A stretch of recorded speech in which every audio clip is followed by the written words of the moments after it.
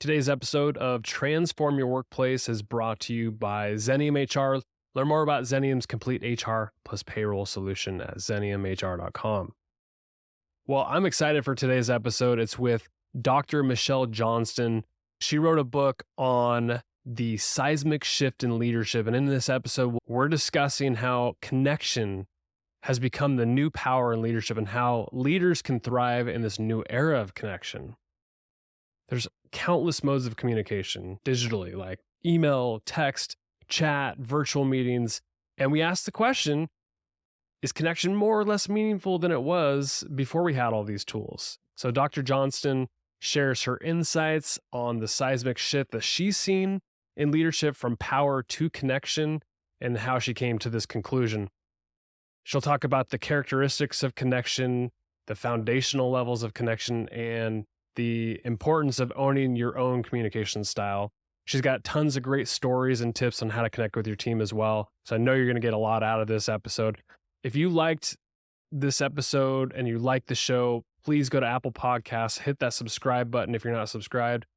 That way you can get the episodes that come every week to you on Tuesday and sometimes twice a week. In fact, this week we have a bonus episode on Friday with Nicole Blevins, so don't miss that. Thanks for all the support. If you would share it with a friend, that's the best thing you could do. Share it on social media so people know about it. Tag me if you can on LinkedIn. That'd be fantastic. Again, thanks for all the support. Enjoy today's episode with Dr. Michelle Johnston.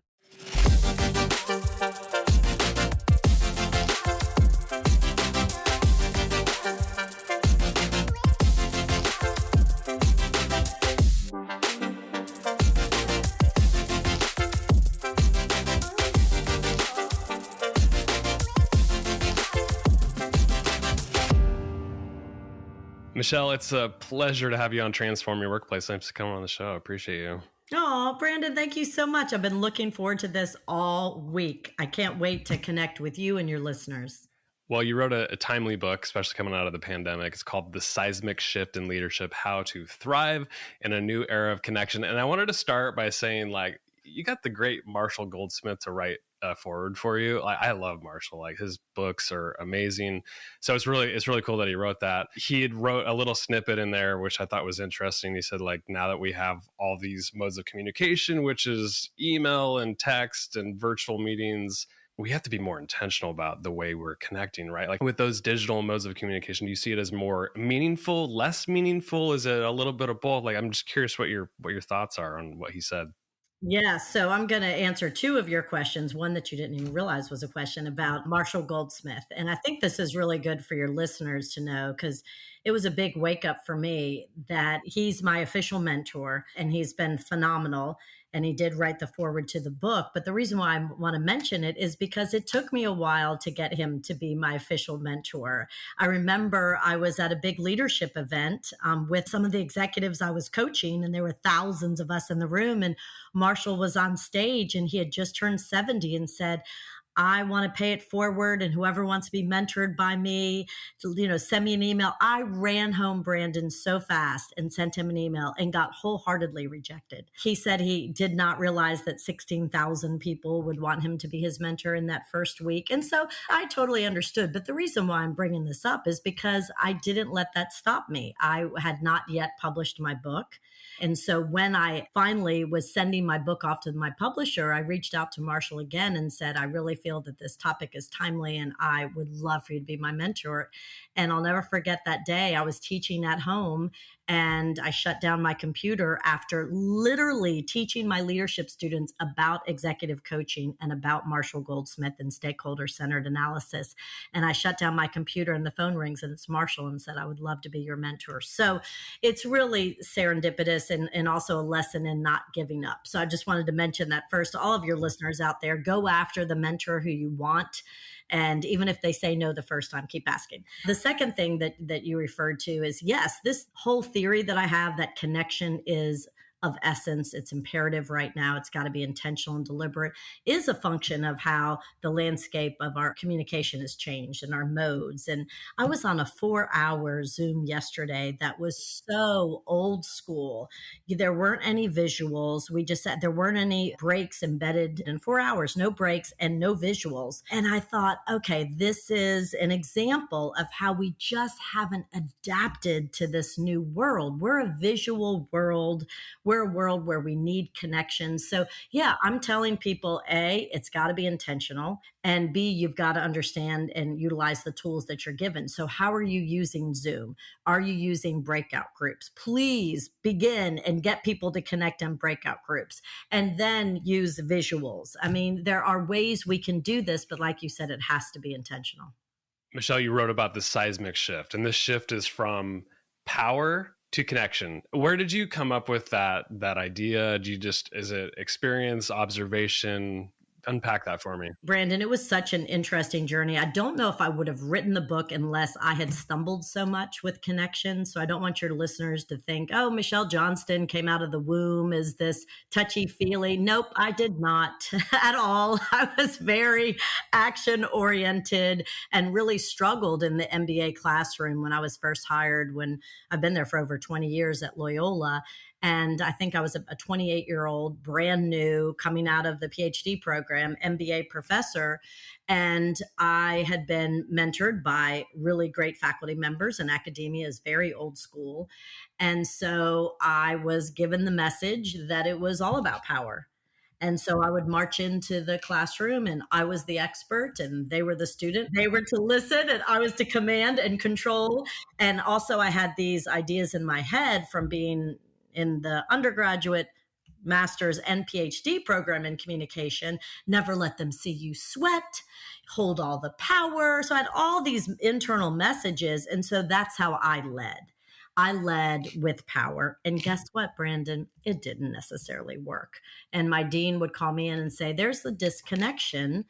And I would think, well, I don't want to be friends with my students. Why would I want to be friends with my students? But he'd say, yeah, but there's something else. We need you to have connection. So I went on a real exploration of what that looked like and felt like and what that could be like. And that was when people were talking about flipping the classroom, that maybe you should make the classroom more experiential. And rather than walking in as an academic lecturer and all you do is show PowerPoint slides and put the audience to sleep and then send them home to do homework, flip it so that they do all the reading and the stuff beforehand. And when they come to class, utilize that time for true experiences. And you know what's interesting about that, Brandon, is what I'm seeing. I have a podcast called The Seismic Shift, and the episode that dropped today was my interview with Juan Martin of Kind Bars.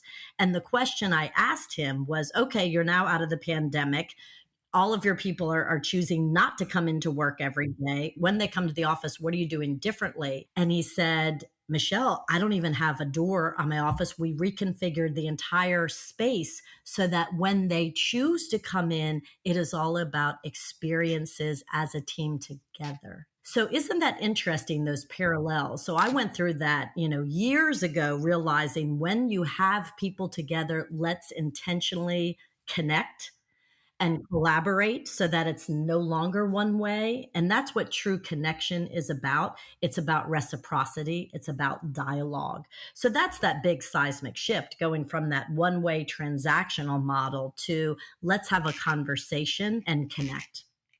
Yeah, it's interesting you just walking through all that, because it wasn't like an overnight thing. And maybe you came to this conclusion at some point. It probably took many lectures, and just over time you did make this shift.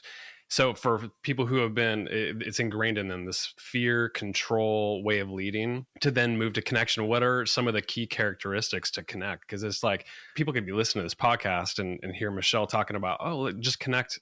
Well, how do we do that? It took years for me as a leader to figure it out. Years, Brandon, years.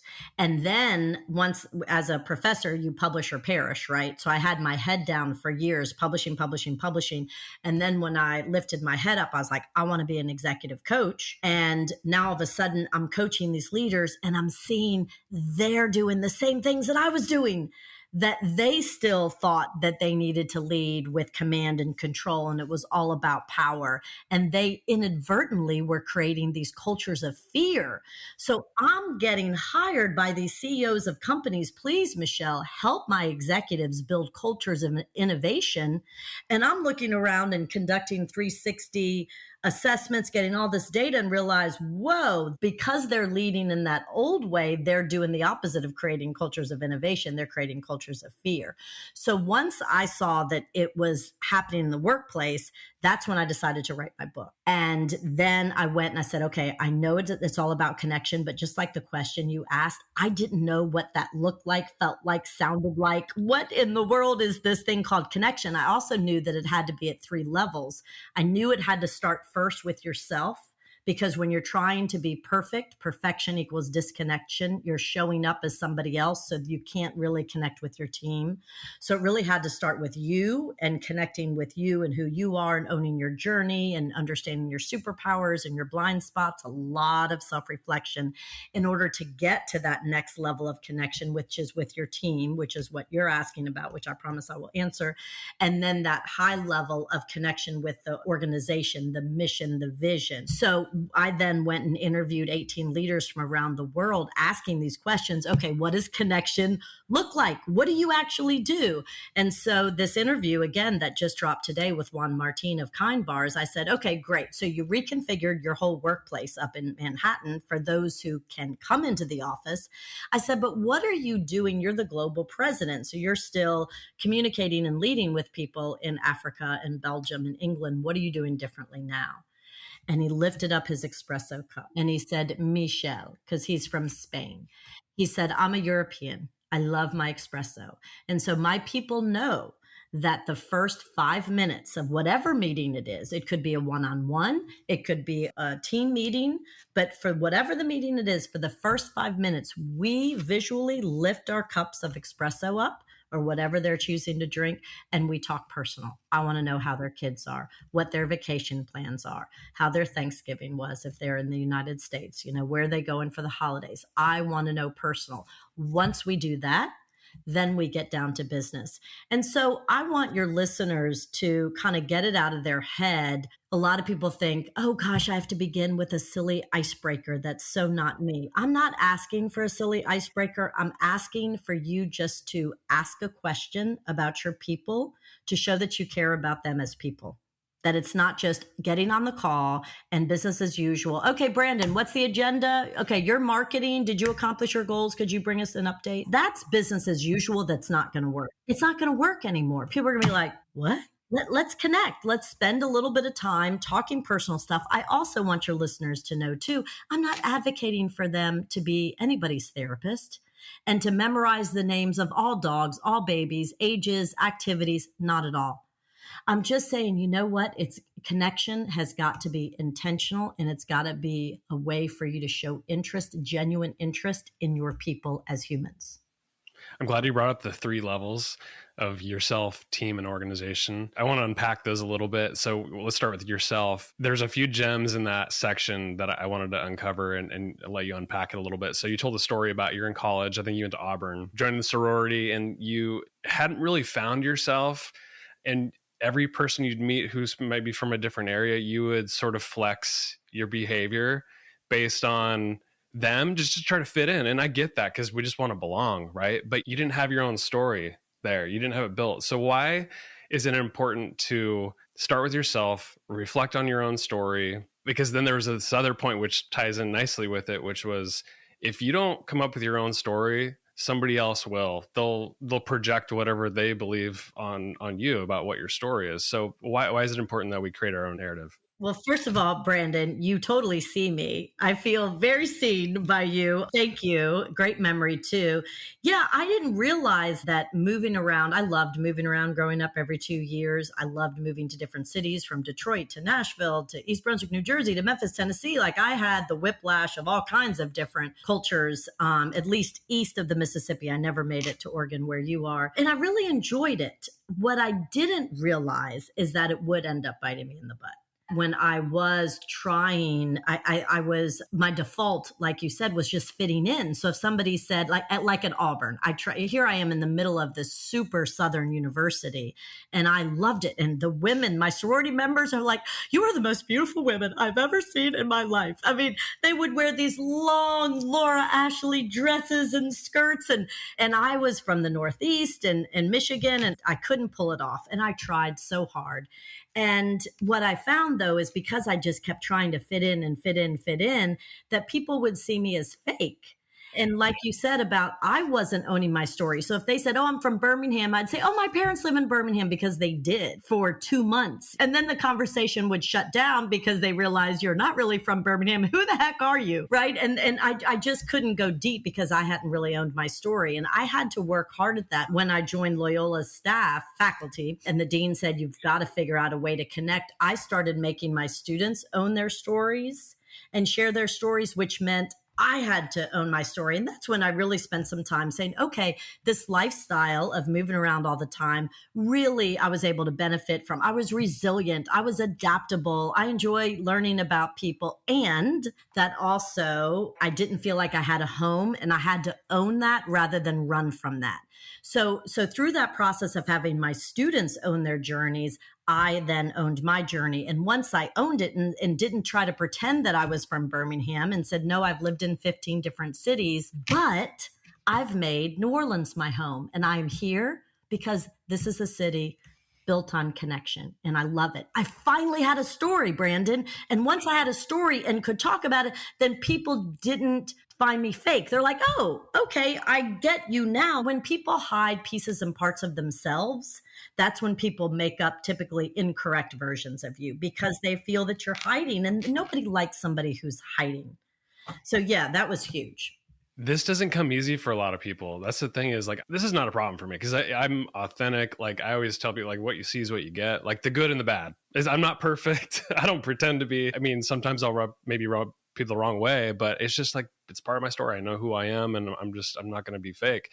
But for people who this doesn't come naturally, how do they reflect on what their story is and even hone in on, like, you know, who they are and how they show up? So this is how I did it. So I read Brene Brown's The Gifts of Imperfection, and it was a fantastic book and a real eye-opener because her research showed that if you continue to try to fit in, you will never belong. And as you said earlier, what we as humans want is to belong. Okay, so that gets your attention. She has all the research. And then what I do with all of my clients and my students is I have you pick out the significant life event that was really challenging, that made you who you are today, and share it. And then really figure out how you grew from that and how you learned and overcame and how it made you stronger. And if you go through that process, then that's the process of owning your journey. And then what I love to do with the executive teams I work with is, let's do this as a group exercise together. Because now in this hybrid world, I facilitate a lot of big meetings where somebody from Singapore might fly in, and it's the first time that their team has ever seen them in person. And it's so much easier if you just know that Matt from Singapore, you can make up stuff about Matt from Singapore if you don't really know him and his journey, but you bring everybody together. And I had such a blast working with Qualcomm during the pandemic. They had a relatively new chief marketing officer, Don McGuire, who's now one of the most influential CMOs. They had the money, Qualcomm had the money to every quarter bring in people from around the world because he wanted to disrupt, and they're one of the most innovative technology companies.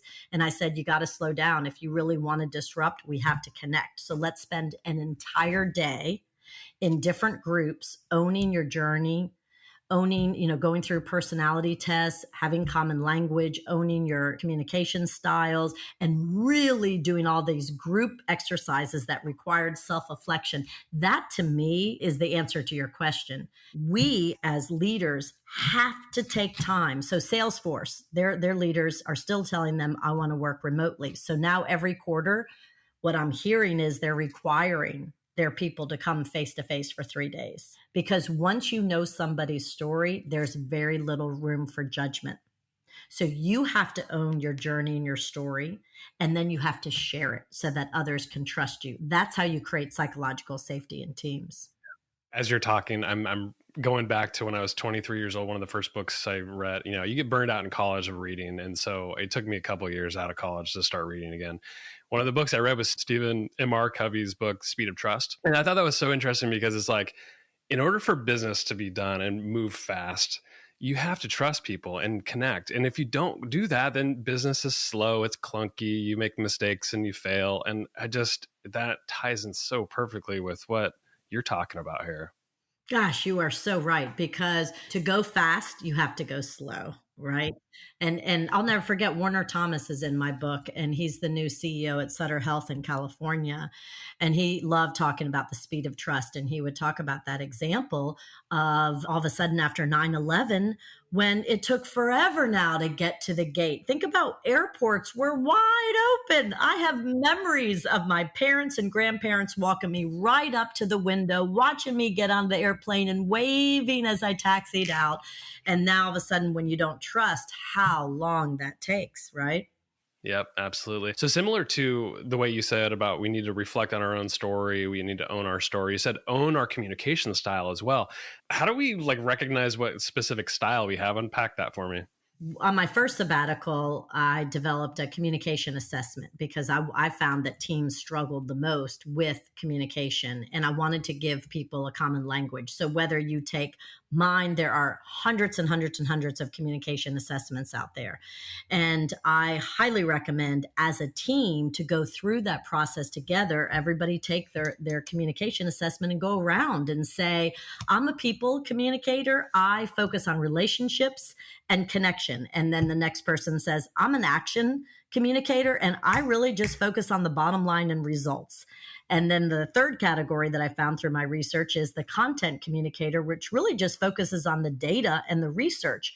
And then there's the technology communicator that just wants to get it done, efficiency. So what I have found is that when speaking and listening, if you are high action, you're really not concerned with the relationship. You're just listening for what I need to do to get to the bottom line. And you're speaking, what do you need to do to get the bottom line? Once you go through this process, you realize why a lot of teams break down and communication breaks down, because we're all valuing different things when we're speaking and listening. So that's in the second part of my book, which is connecting with each other, is really owning how you show up as a communicator, what your preferences and styles are, and then taking your team through that. That's one of the things. Don McGuire of Qualcomm was also on my podcast, and he said, Michelle, that first day when we brought people from around the world to connect and they own their journey, he said one of the most crucial components was we had to all take the same personality test and figure out how we showed up as humans and how we were creative problem solvers. So I highly recommend that.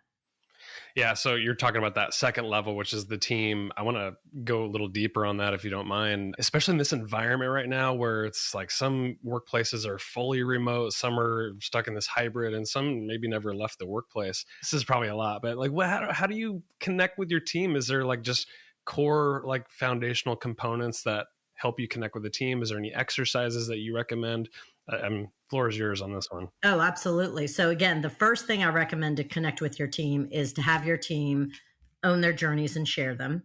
The second thing is have them take a communication or personality assessment, have a facilitator come in and do that together. And now you have a common language. And then listening is crucial.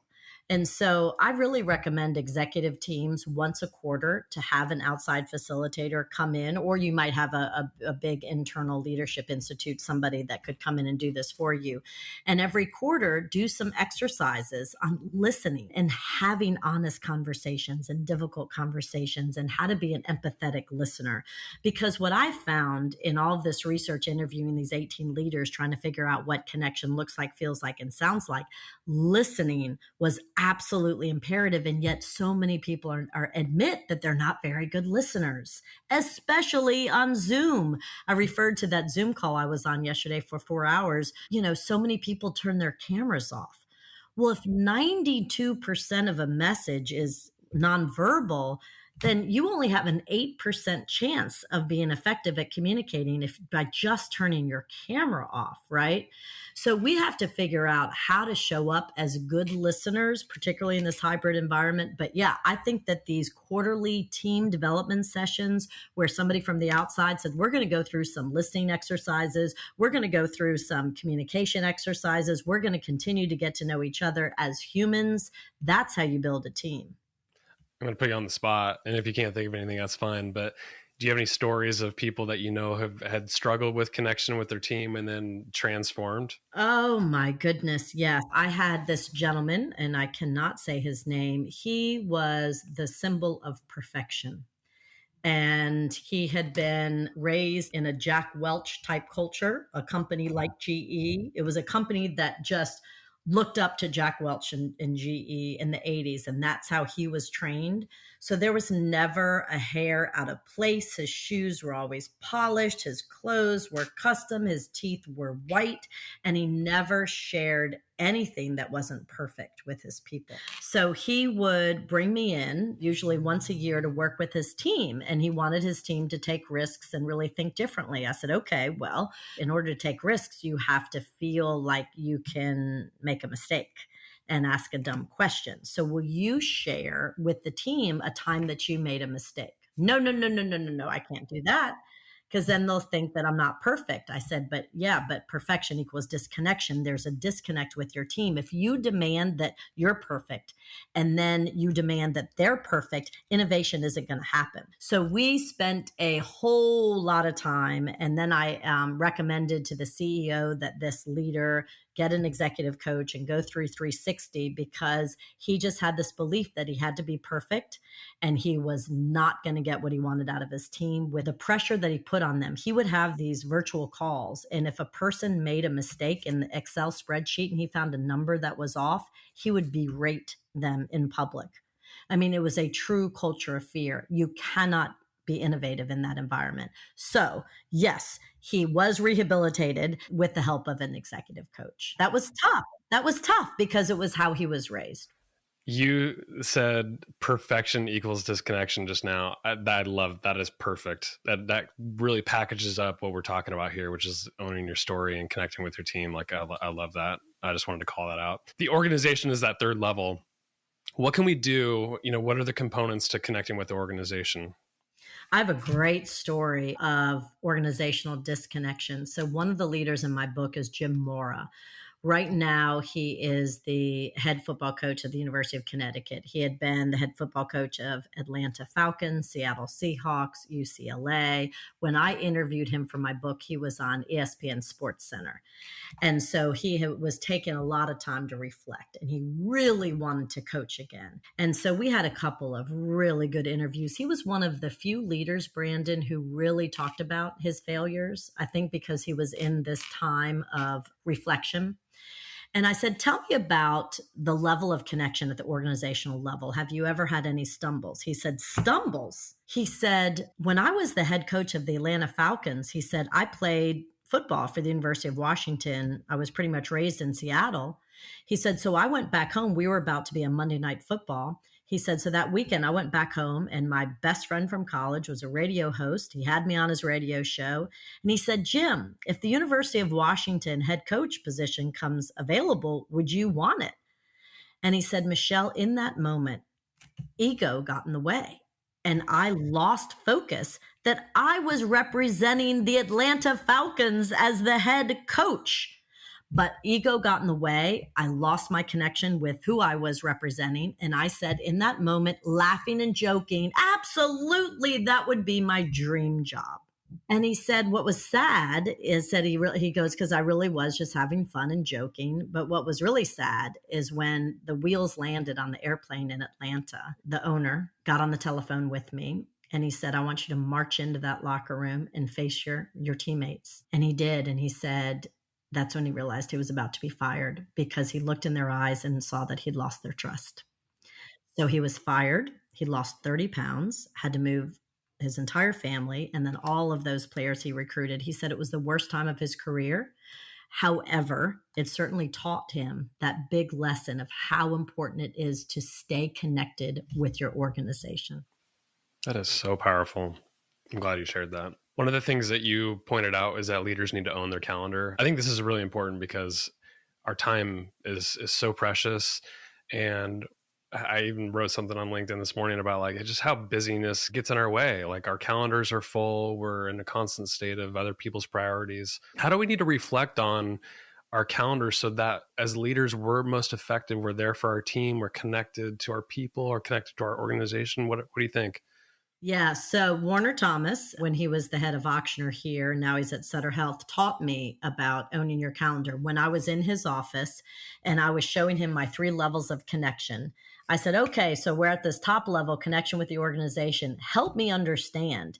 How do you as a leader connect with your organization? And he, without skipping a beat, said, it's all about owning your calendar. I said, what? He goes, it's all about your operating rhythm. I said, okay, teach me, because this never occurred to me. He said, well, first you have to identify the key stakeholders who are critical to your success. Write all those names down. Then you have to look at the rhythm of your calendar. What is, there might be all these HR mandatory practices. What does January look like? February, March? Make sure all of that strategic planning, calibration, employee reviews, right? He said, we have big leadership events. Put those in your annual calendar. Now go deeper and more focused on what your week should look like. So how often should you be meeting with these key stakeholders? Should it be every week, every other week? Should you have morning huddles? How many people should even be on your E-team, your executive team? What do those meetings look like? He said, as a leader, you have to own your calendar. That is the only way you can be successful. So Warner taught me that.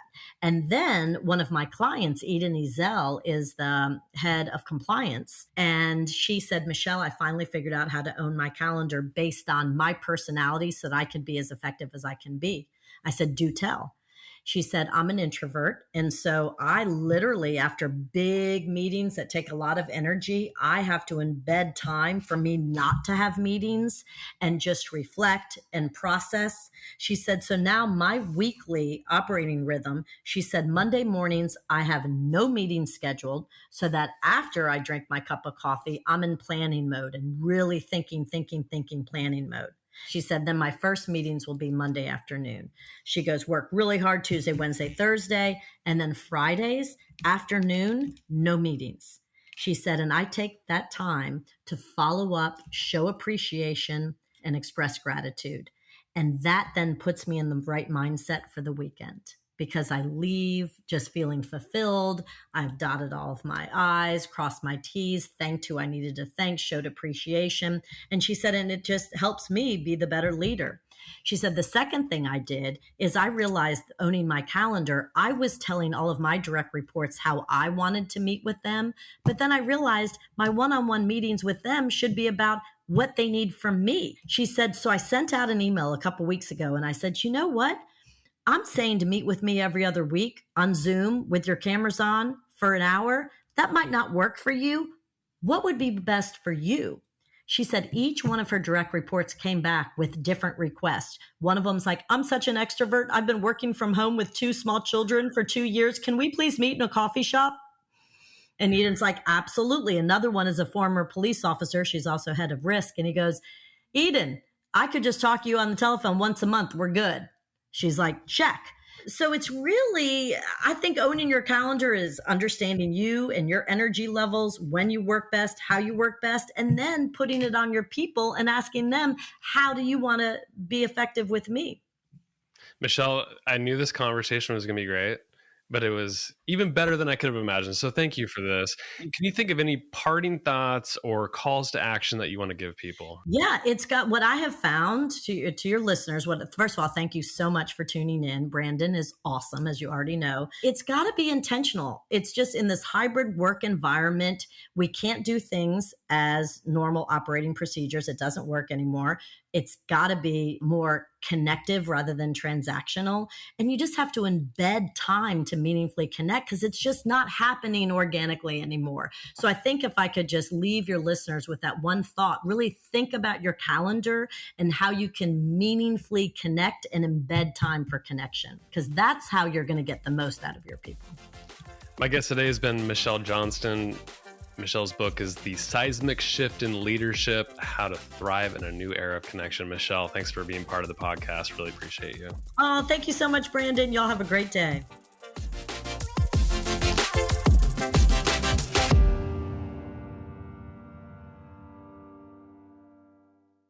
The views, thoughts, and opinions expressed are the guest's own and do not represent the views, thoughts, and opinions of Xenium HR or the host, Brandon Laws. The material and information presented on Transform Your Workplace is for general information and educational purposes only. Xenium HR or the host, Brandon Laws, does not necessarily endorse any guest, their business, or any organization they represent. Discretion is advised. Please work with a trusted advisor to find a custom approach that fits your organization's needs.